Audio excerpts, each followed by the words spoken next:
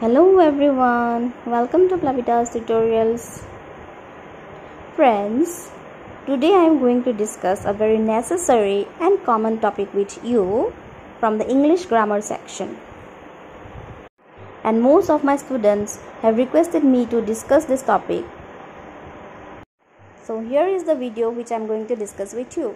So please pay attention and watch the video till the end so that you can understand each and everything in detail. But before that, also take out your diary and pen so that you can note down the important things.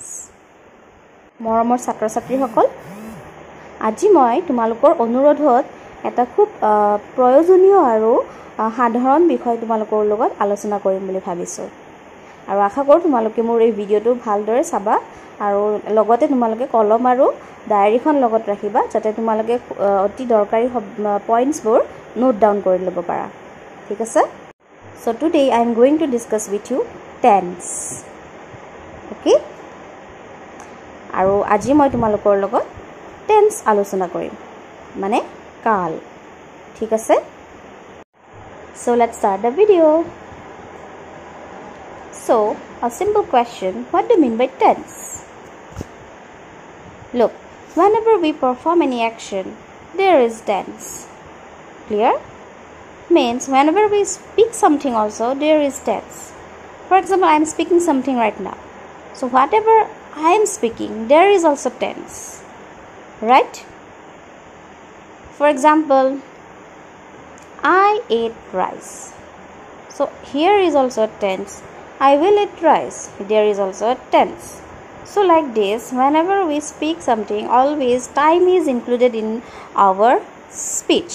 Yes or no? That is tense. Clear? So as a definition, we can say that tense denotes time of a verb or an action or state. Okay? That means a verb, whenever it is used in a sentence, it denotes a time. It says something, the verb speaks something, yes or no? So the verb, when it speaks for something, it also reflects the time, whether it is performed in the present, past or future. So this is known as tense, that a verb or an action or a state that performs something at a time is known as tense. Clear? Friends, তোমালোকে tense বুলিলে কি বুজা?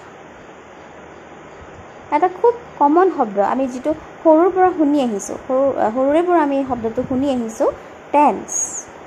আৰু tense খুব সহজ হয়। যদিহে ভালদৰে জানি লোৱা তেতিয়া তোমালোকৰ কাৰণে টেন্স খুব সহজ হৈ পৰিব। সেইবাবে এই ভিডিওটো গোটেইটো শেষ কৰি চাবা। ঠিক আছে? টেন্স এনেকুৱা এটা শব্দ যাক আমি অসমীয়াত কাল বুলি কওঁ। মানে ইয়াত টেন্স বুলিলে সময় নিৰ্ধাৰিত হৈ থাকে। ঠিক আছে? টেন্স আৰু সময় এই দুটাৰ এটা খুব আন্তৰিক সম্বন্ধ আছে। ঠিক আছে? যেতিয়া আমি কোনো এটা কৰ্ম কৰোঁ তেতিয়া সেই কৰ্মখিনিত সময় লুকাই থাকে। ঠিক আছে? যিকোনো কৰ্মৰ লগত সময় নিৰ্ধাৰিত হৈ থাকে, হয় নে নহয়? আমি ৰাতিপুৱাও কৰিব পাৰোঁ, যোৱাকালিও কৰিব পাৰোঁ, পিছতো কৰিব পাৰোঁ। বৰ্তমান, ভৱিষ্যত, ভূত এই তিনিওটা সময় এই কৰ্ম এটাৰ লগত জড়িত হৈ থাকে। সেই সময়খিনিকে আমাৰ টেন্স বুলি কোৱা হয়। ঠিক আছে? বুজি পাইছা? Now look at these examples. Raju works in a company. Second example, Raju worked in a company. And in the third example, Raju will work in a company. So here are three sentences, and in these sentences we have three form of verbs, right?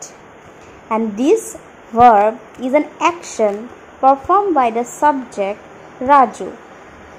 Okay?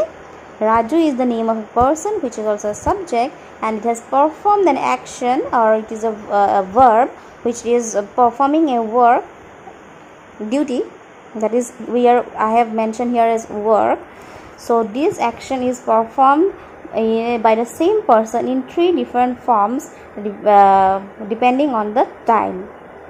So here time is mentioned in three different forms, and this is tense. Clear?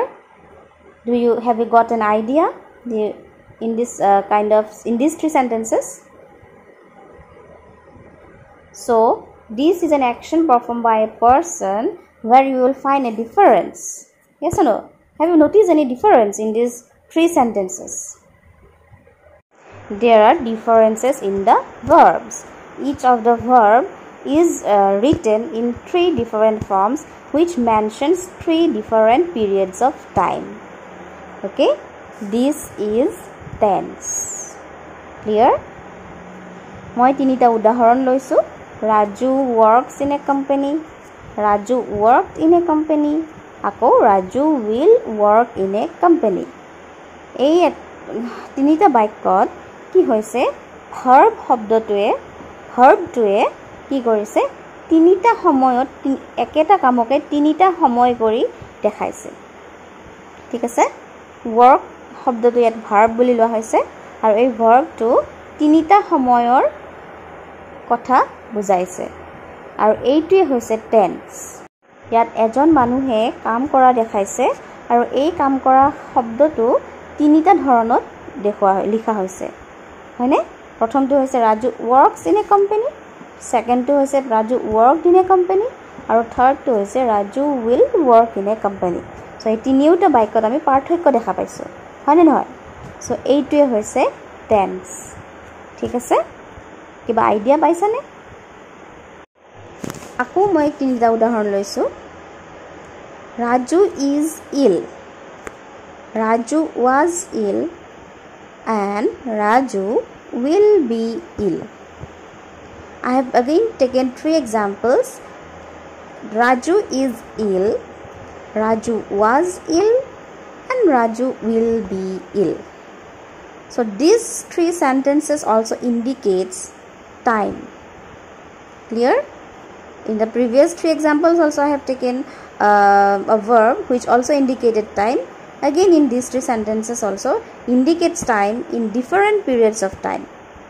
Okay, এই তিনিটা বাক্যটো কি হৈছে তিনিটা সময়ৰ কথা কোৱা হৈছে. ঠিক আছে, প্ৰথমটো আছিল অ্যাকশন মানে আমাৰ কি কৰ্ম কৰিছো আৰু এইটো হৈছে ষ্টেট পৰিস্থিতি. ঠিক আছে, ইয়াত কোৱা হৈছে ৰাজু ইজ ইল. আগৰ বাক্য কেইটা আছিল ৰাজু works, ৰাজুৱে কৰবাত কৰ্ম কৰিছে ক্ৰিয়া কৰিছে হয়নে নহয়. আৰু ইয়াত কোৱা হৈছে ৰাজু ইজ ইল, ৰাজুৰ কণ্ডিশ্যন পৰিস্থিতিটো দেখাইছে হা. সো সেইকাৰণে ইয়াত ষ্টেট মই লিখি দিছো. ৰাজু ইজ ইল, ৰাজুৰ পৰিস্থিতিটো কেনেকুৱা তাৰ বেমাৰ হৈছে. ঠিক আছে, শাৰীৰিক অৱস্থাটো তাৰ কি হৈছে তাৰ বেমাৰ হৈ আছে. So in the previous 3 sentences and in these 3 sentences you will notice one thing that the verbs are used with different periods of time, 3 different periods of time or different points of time, and this indicates tense. Clear? Have you got any idea about tense? Is something sticking to your mind? Kiba ta idea paisane? Moi ki kobo bisarisu ei udahoron keita dara? Okay, so look, the verbs in these sentences, that is in this 3 sentences and again in this 3 sentences, it indicates different points of time. So this is known as tense. Okay, এইটোৱে হৈছে tense বা কাল য'ত আমাৰ ভাৰ্বে তিনিটা সময়ৰ উল্লেখ কৰিছে. ঠিক আছে, এইটোৱে হৈছে tense. Clear? So we can organize tense into 3 different forms of time. Clear? সেইভাবে আমি টেন্স বা কালক আমি কি কৰিব পাৰো তিনিটা ভাগত ভগাব পাৰো. ঠিক আছে, Raju works in a company. So in this sentence Raju works. Works is a verb which indicates the present time. প্ৰথম বাক্যটোত কি আছে Raju works in a company মানে ৰাজুৱে বৰ্তমান কাম কৰি আছে. সো ইয়াত বৰ্তমান কালটো দেখুৱা হৈছে আৰু সেইভাবে আৰু ইয়াক প্ৰেজেন্ট টেন্স বুলি কোৱা হৈছে. এইটো বাক্যটো ৰাজু ইজ ইল তাৰ মানে বৰ্তমান তাৰ শৰীৰটো অসুস্থ হৈ আছে আৰু সেইভাবে এই শব্দটোত আমি বৰ্তমান কালটো দেখাইছো. So the first part of tense is known as present tense. Clear? বুজি পাইছা? প্ৰথম ভাগটো হৈছে বৰ্তমান কাল or present tense. Clear? Then in the second sentence Raju worked in a company. So worked indicates past. Rajue অতীতত এটা কোম্পানীত কাম কৰিছিল প্ৰথম বাক্যটো আছিল Raju works in a company. Rajue কাম কৰি আছে. Raju is working in this company, yes or no? So it indicates the present time. But in second sentence, Raju worked, that indicates the past. অতীতত Rajue কোম্পানীত কাম কৰিছিল. So hey babe amar second part to ki koa hoy tense or past tense. Okay, so the second part of the tense is known as past tense. ठीक আছে দ্বিতীয় part to koa hoise amar past tense. And the third form is future tense. Look at this example. Raju will work means it indicates the future time. At present he is not working, but he will work. So here the future time is denoted, which indicates the future tense. So the third form of tense is known as future tense. Eitu example udahoronot ki koa hoy je Rajue company etat kaam koribo. Itiale hi kaamtu kora nai, kintu hi pisole kaamtu koribo.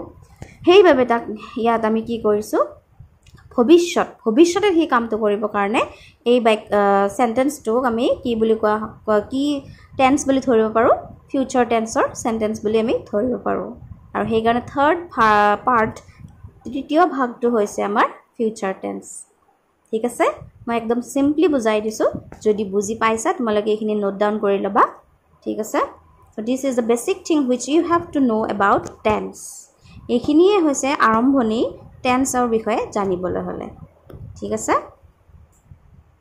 so আমি দৈনন্দিন কথা কলে আমি tense ব্যৱহাৰ কৰো so in our daily life whenever we speak something we use tense either in the present tense or in the past tense or in the future tense clear this is the basic thing about tense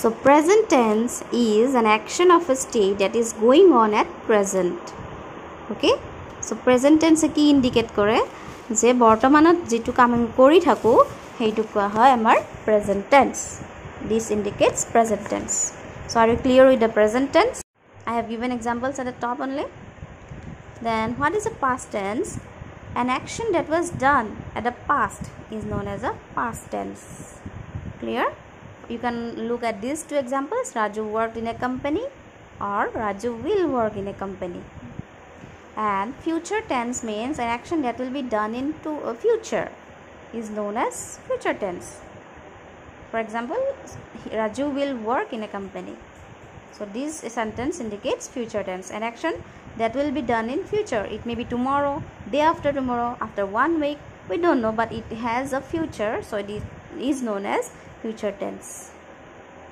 বৰ্তমানত যি কাম আমি কৰো হেতু কোৱা হৈছে বৰ্তমান কাল বা প্ৰেজেন্ট টেন্স অতীতত যিটো কাম আমি কৰিছিলো হেতু কোৱা হৈছে পাষ্ট টেন্স বা ভূত বা অতীত কাল আৰু ভৱিষ্যতে আমি যি কাম কৰিম সেই কামটো কোৱা হয় ফিউচাৰ টেন্স বা ভৱিষ্যত কাল ঠিক আছে so be clear with these ideas at first then we are moving forward towards the other parts so আমি প্ৰথমতে এইখিনি আইডিয়া ভালদৰে জানি ল'ব লাগিব তাৰ পিছত আমি বাকি কিটা ভাগলে গৈ আছো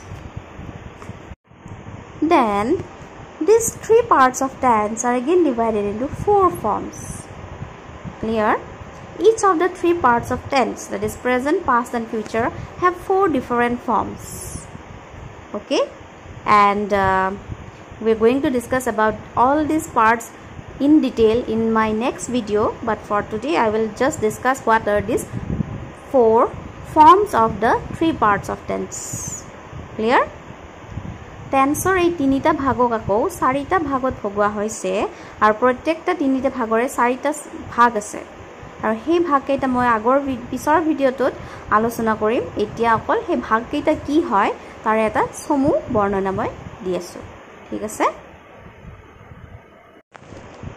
each of the three parts is divided into four forms and the first one is known as indefinite tense clear and here time is not mentioned for example I eat rice he plays football look at these two examples I eat rice yes I eat rice but here time is not mentioned when I eat it may be in the morning in the evening it may be every day.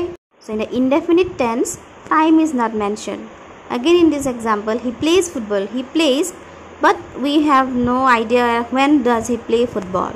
So we cannot make our mind about the time, that where on when this person plays football. Okay, so when the time is not mentioned, it is known as indefinite tense. Clear? It may be present indefinite, it may be past indefinite, it may be future indefinite. So this is the first form of the three forms of tense. Clear? Indefinite tense ot ki hoy samoy tu nishchito hoy na thake, onischito samoy, সেই ভাবে এটুক indefinite tense বুলি কোৱা হয়, যত আমি সময়টো আমি ধৰিব নোৱাৰো।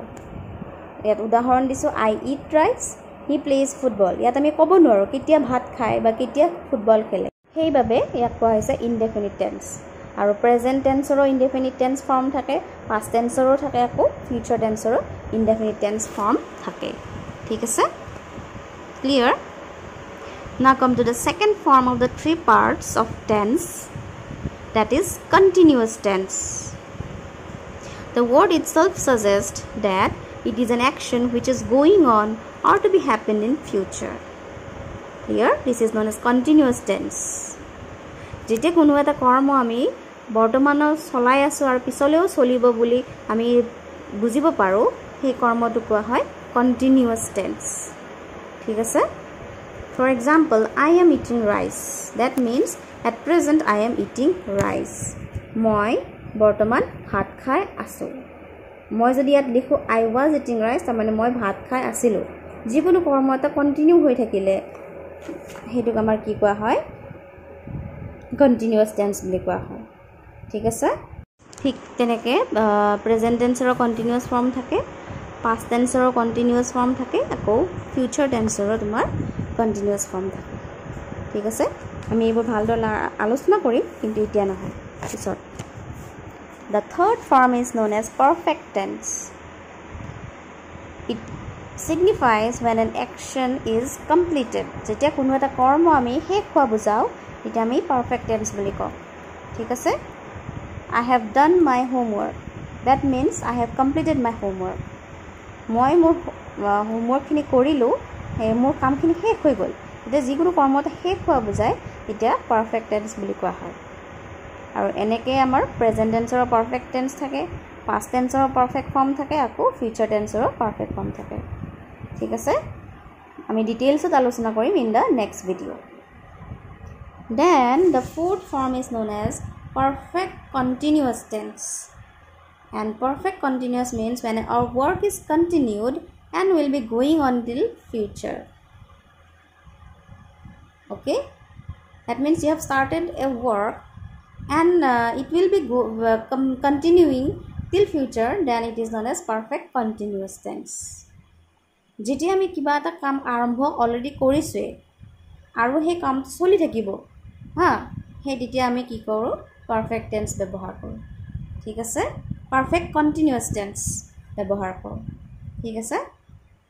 আৰু প্ৰেজেণ্ট টেন্সৰো পাৰফেক্ট কণ্টিনিউৱাছ থাকে, পাষ্ট টেন্সৰো পাৰফেক্ট কণ্টিনিউৱাছ টেন্স ফৰ্ম থাকে, আকৌ ফিউচাৰ টেন্সৰো তোমাৰ পাৰফেক্ট কণ্টিনিউৱাছ ফৰ্ম থাকে।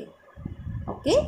For example, I have been working here since 1968.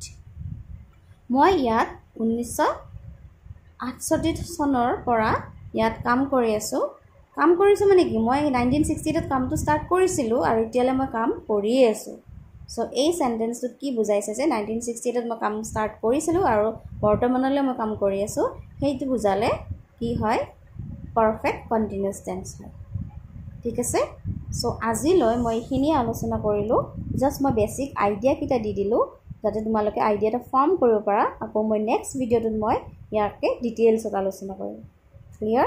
So till here I have discussed today, and I have given the basic ideas of what is tense and what are its different forms, and in my next videos I will discuss all the forms of the three tenses in detail. Clear? So if you think the video is helpful for you, then please hit the like button.